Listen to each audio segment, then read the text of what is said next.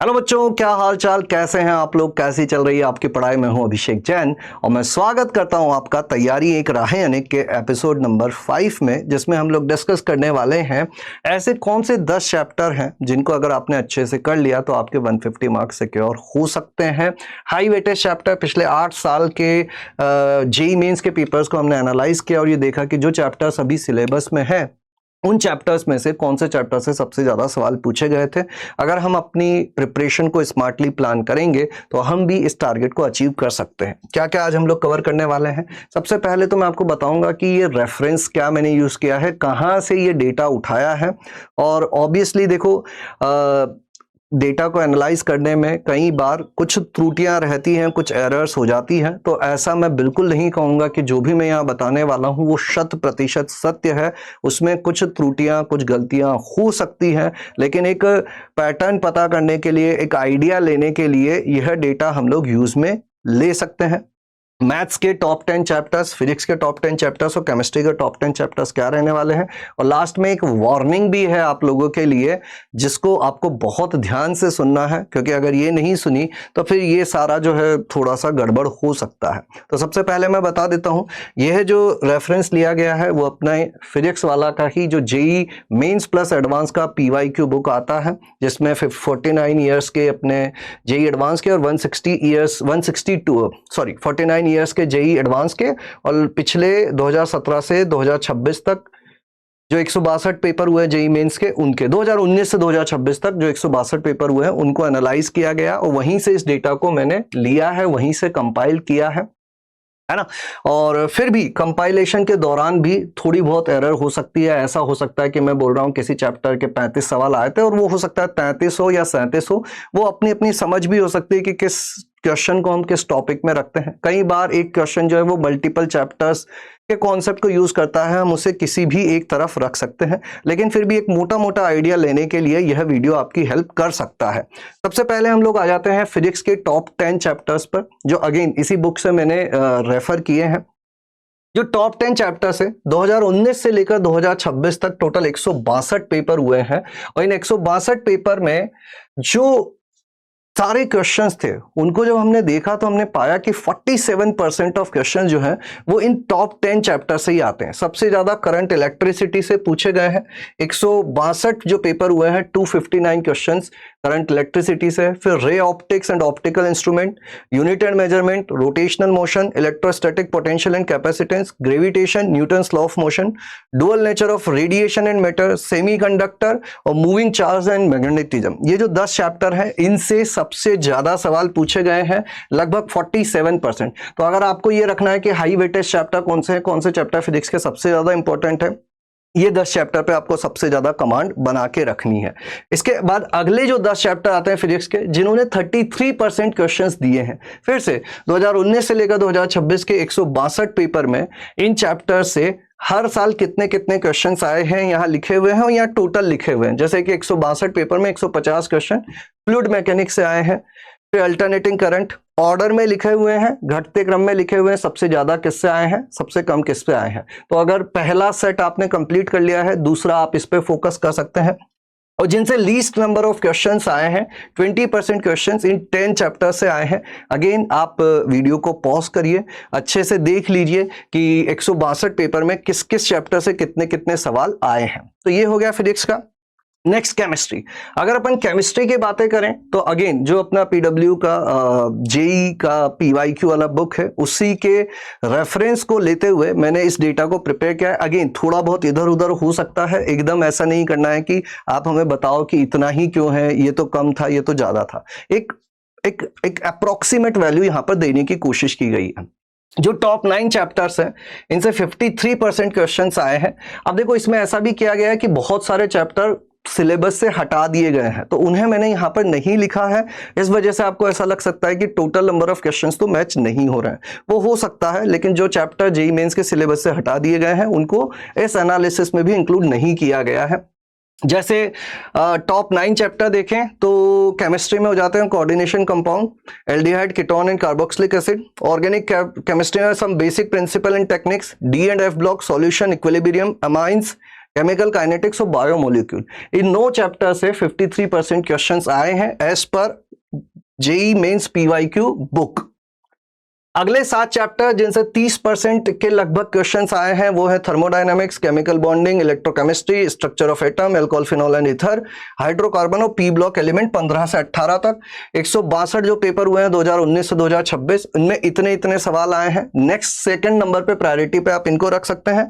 और जो last 6 chapter हैं जो केमिस्ट्री में लीस्ट वेटेज रखते हैं 17%, 2019 से लेकर 2026 तक 162 पेपर में इतने सवाल आए हैं। अब मैं फिर आपसे ये कहूंगा कि ऐसा हो सकता है कि किसी चैप्टर से कम सवाल आए हों लेकिन वो बाकी चैप्टर में बहुत इंपॉर्टेंट होता हो। जैसे मैथ्स की बात करें तो बेसिक ऑफ मैथमेटिक्स से या फिर सॉल्यूशन ऑफ ट्राइंगल से, इनसे बहुत कम सवाल आते हैं। लेकिन बेसिक ऑफ मैथमेटिक्स अगर आपने अच्छे से नहीं पढ़ा है तो आपको बाकी चैप्टर्स में भी दिक्कत हो सकती है। तो ये डेटा केवल एक नंबर्स को बता रहा है। अपनी स्वयं की समझदारी से हमें डिसाइड करना है कि किस चैप्टर के लिए कौन सा चैप्टर पहले से पढ़ा होना जरूरी है और उसको भी हमें अच्छे से कवर करना होगा। मैथ्स पर आते हैं। मैथ्स के टॉप 10 चैप्टर्स की बात करूं मैं तो पिछले 8 सालों में 2019 से 2026 के 162 जो पेपर हुए हैं, सबसे ज्यादा सवाल आए हैं 3D ज्योमेट्री से, मैट्रिक्स एंड डिटर्मिनेंट, 11th का sequence and series, definite integration, vector algebra, binomial, differential equation, application of derivative, probability and permutation and combination. इनसे देखोगे तो हर साल में कितने कितने सवाल आए हैं वो आपको दिख जाएगा। और ये टॉप 10 चैप्टर हैं तो इनको अपन को प्रायोरिटी पे रखना है। अगले जो 10 चैप्टर हैं जिनसे लगभग 32% सवाल आते हैं, इनसे आए थे 53%, इनसे आए हैं 32%। मतलब पहला 10 चैप्टर का सेट अगर आपका पूरा हो जाता है, अगले 10 चैप्टर इन पर आपको फोकस रखना है। इनमें भी किस किस साल कितने कितने सवाल आए हैं एक अप्रोक्सीमेट डेटा यहां पर प्रेजेंट किया गया है। और लास्ट जो 10 चैप्टर हैं जिससे लीस्ट नंबर ऑफ क्वेश्चंस आए हैं वो ये 10 हैं। फिर से जैसे बेसिक मैथमेटिक्स हो गया, ट्रिग्नोमेट्री हो गया, ये देखने में ऐसा लग रहे होंगे कि इनसे कम क्वेश्चन आए हैं, लेकिन ये चैप्टर आपके बाकी मैथमेटिक्स के चैप्टर में बहुत यूजफुल होते हैं। तो इन पर हमको कमांड रखना है ना। तो हमें खुद की समझदारी से डिसाइड करना है कि हाँ ये 10 चैप्टर है जिनसे सबसे ज्यादा सवाल आते हैं, लेकिन इन 10 चैप्टर को पढ़ने के लिए भी हमें कुछ और चैप्टर्स को अच्छे से देखना होगा। और वो चैप्टर्स फिर से कनेक्टेड चैप्टर होते हैं। जैसे मैं मैथ्स के लिए आपको बता सकता हूं, इसी तरह से रेस्पेक्टिव आपके सब्जेक्ट टीचर्स आपको बाकी सब्जेक्ट के लिए भी एक्सप्लेन करते हैं कि कौन से चैप्टर सबसे जरूरी है, उन पर अपन को फोकस अच्छे से रखना है। मैं यहां पर केवल और केवल डेटा प्रेजेंट कर रहा हूं, कभी भी ये नहीं बोल रहा हूं मैं तुमको कि भैया इन्हीं को पढ़ना है। अब जो वार्निंग में देने वाला था वो वार्निंग यही है कि भैया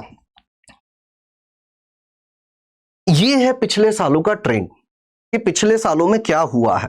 इसका ये बिल्कुल मतलब नहीं है कि इस साल भी ऐसा ही होगा, लेकिन अगर हमें थोड़ा बहुत ये पता करना है कि कम समय में कौन से ऐसे चैप्टर्स हैं जिन पर सबसे ज्यादा फोकस रखना चाहिए, हमारी पढ़ाई को किस तरह से प्लान करना चाहिए, तो वहां ये डेटा यूजफुल हो सकता है। जैसे हमारे पास अभी मान लीजिए कोई आइडिया नहीं है, कम समय है, हाई वेटेज चैप्टर देखने हैं, तो कुछ चैप्टर है जो सालों साल से ज्यादा क्वेश्चंस देते रहे हैं, तो इनके चांसेस भी ज्यादा होते हैं कि इन्हीं से क्वेश्चंस आएंगे। ठीक है, पर इसका मतलब ये बिल्कुल नहीं कि हम पीछे वाले चैप्टर्स को छोड़ दें। हो सकता है कि उन चैप्टर्स से भी क्वेश्चन आ जाए, इजी सवाल आ जाए। तो ये आपको एक पढ़ाई की तरह एक प्लान बनाने में एक सपोर्टिव एक गाइडेंस की तरह यूज करना है। इसको बिल्कुल ऐसे पत्थर के लकीर की तरह यूज नहीं करना है, अपनी समझदारी से काम करना है। अब जो वार्निंग में देने वाला था वो यही है कि डेटा का उपयोग करके हम हमारे लिए चीजें इजी बना सकते हैं। पिछले सालों का ट्रेंड देखते हुए हम लोग ये पता कर सकते हैं कि किन किन चीजों से सबसे ज्यादा सवाल पूछे गए थे। जैसे फिजिक्स में एक बार फिर से दिखा देता हूं, ये टॉप 10 चैप्टर्स हैं जिनसे सबसे ज्यादा सवाल 47% सवाल इनसे पूछे गए हैं। अगले 10 ये रहते हैं, लास्ट 10 ये रहते हैं।